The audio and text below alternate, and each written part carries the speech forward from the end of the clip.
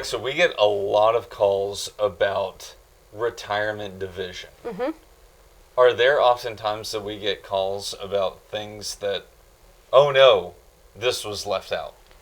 Surprisingly, yeah. So when you're looking at equitable division in a divorce, there are a lot of small factors that a lot of people either don't know enough about to think to add it into the agreement, or they don't realize that it's something that you actually have to specify in the documentation, or else it's waived.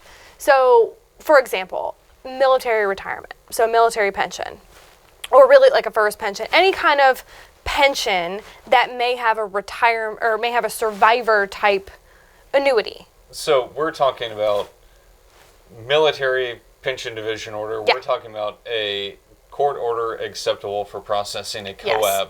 We're talking about, even in the private sector, a quadro, a qualified Sure.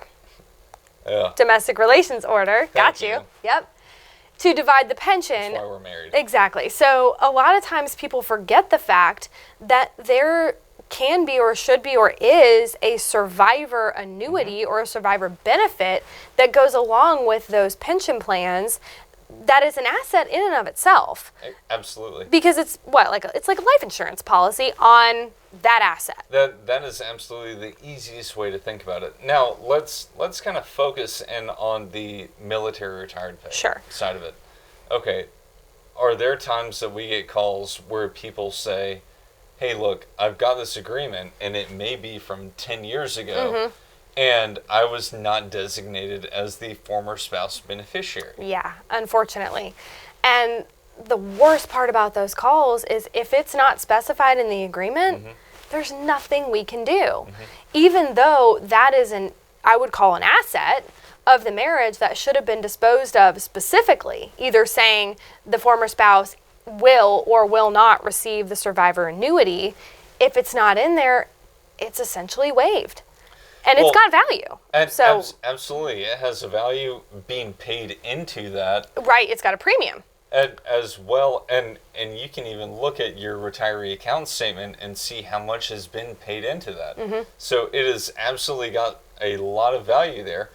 But also, is that something that is an absolute benefit for former spouses? 100%. Because, and how a lot of these pensions work, not just military pensions, but most pensions in general, when you're splitting a pension, if the participant, the person who was the one who actually worked for and accrued the pension, passes away, the pension stops. Even if the former spouse got a portion of it, it goes away. Unless you have the survivor annuity or survivor benefit plan, whatever it's called for that particular pension.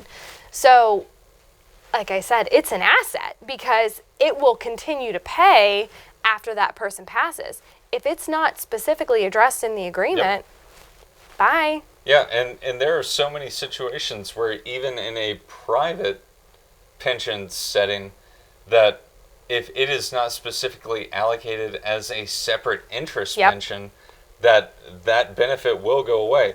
So if you have any questions about pensions and retirement division, give us a call.